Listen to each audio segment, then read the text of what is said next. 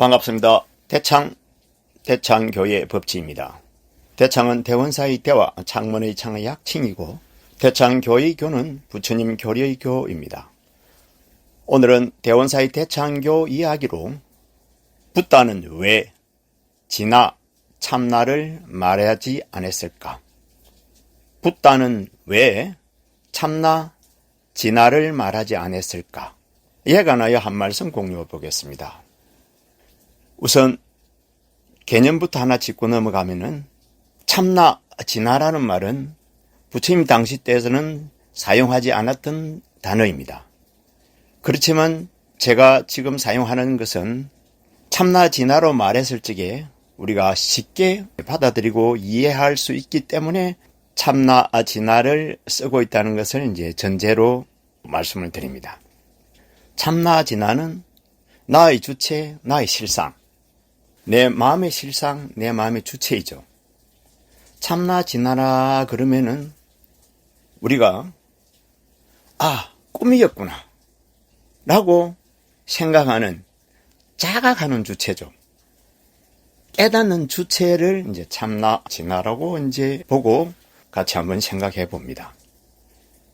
붓다는 왜 참나 진화를 말하지 않았을까요? 진화가 없었어? 참나가 없었어? 아니면 있는데 일부러? 내지는 불가설? 말할 수가 없었어. 있기는 있는데 말할 수가 없었어. 말로는, 언설로는 불가하기 때문에 항상 우리에게 따라다니는 질문입니다. 정말 붓다는 왜 참나 진화를 말하지 않았을까요? 실제로 붓다는 초기 경전 어디에서도 참나 진화, 아트만이죠. 아트만을 한 번도 설한 적이 없습니다. 아나트만, 무아를 설하셨죠. 왜일까요? 우리 같이 한번 생각해 봅니다. 왜? 사실은 제1의 죄라 그래가지고 진리의 제1의 죄, 진리의 속성을 우리는 공이라 그럽니다. 진리의 속성이 공이다. 공이다 하면 텅텅 비었잖아요. 텅텅 비었는데 진화라 그러고 참나라 그러면은 진화가 참나가 존재해버리죠. 그러니 공에 입에 되죠. 왜냐하면은 공은 우리 불교에 있어서 진리의 제1의 속성이 공이라고 이야기하고 있거든요. 부처님이 깨달은 맹의 세계의 속성, 12연계에 있어서 맹의 세계의 속성이 이제 공이다 이 말이죠. 설하면은 진화, 참나라 그러면은 상이 되어버리죠. 공에 입에 되지 않습니까?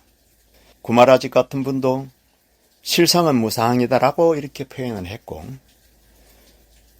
공을 증명하기 위해서 반야 600부도 반야를 증명하기 위해서, 논증하기 위해서 600부라는 반야부를 행성하게 만들죠. 600번을 반야 600건을 공을 증명하고 반야를 증명하기 위해서 증명했다가 다시는 자기도 남아있으면 안 되죠. 흔적이. 반야 600부도 사라져버리죠. 자멸해버리죠. 어떻게 보면은 참 고집스럽고 참 멋있죠. 그러면 아무것도 없느냐? 공이니까. 그 없는 것이 있다 없다를 떠나 있다고 봐야 됩니다. 부처님께서도 이렇게 말을 흘립니다. 육根과 육경으로 이루어진 현상계는 모든 것은 무상하여 변이하지만 무상해서 변한다는 거죠. 그렇지만 참되고 변하지 않는 것이 있다고 말을 흘립니다. 그런데 꼬집어서 이제 이것이다라고 부처님께서는 한 번도 말을 하지는 않지요. 그 다음에 붓다가 참나를 진화를 말하지 않는 이유는 직접 체득해야 되니까 그렇게 한번 또 생각해 봅니다. 직접 체득해야지.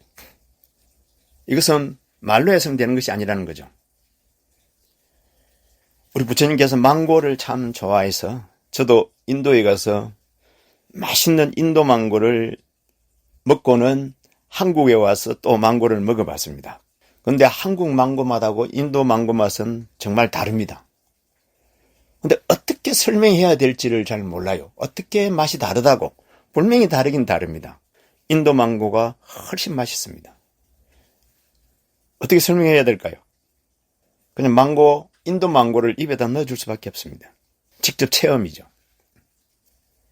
우리가 살다 보면 가슴 애릴 때가 좀 있습니다.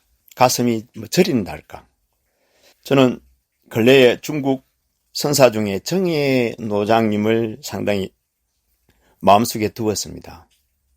참 존경했고 중국에서 생활하면서 나중에 조조스님의 백림선사의 무문관에서 같이 정진하다고 약속도 했습니다. 그런데 몇 년 전에 폐렴으로 또 입적을 하셨어요. 갑자기. 그때 정말 제 마음은 일로 표현할 길이 없었습니다. 정말 일주일 동안 잠을 한잠 잘 수가 없었습니다. 잠이 안 오는 겁니다. 그 잠이 안 오는 그 상황을 어떻게 말로 설명할까요? 이건 자기가 경험해 봐야 된다는 겁니다. 그래서 붓다는 진화와 참나를 이야기하지 않는 것은 제 생각으로는 그렇습니다. 제1의제의 속성이 공이었고 그 다음에 직접 체득해야 되기 때문에 말로 해서는 표현할 수 없다는 거죠. 그 일주일 동안의 가슴 애림을 인도의 부처님께서 좋아했다는 망고의 그 맛을 인도에 가서 먹어봐야만 이제 안다는 거죠. 자기가 직접 체험해봐야 안다는 거죠.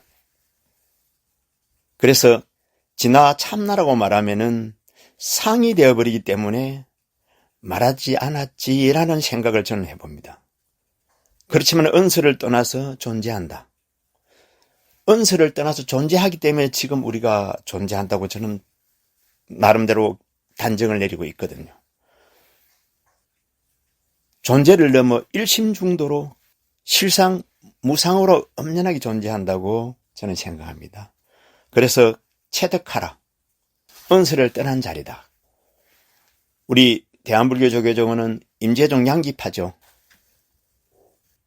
해능스님 이후로 임재종 양기파로서 임재선을 우리는 선모하고 있습니다.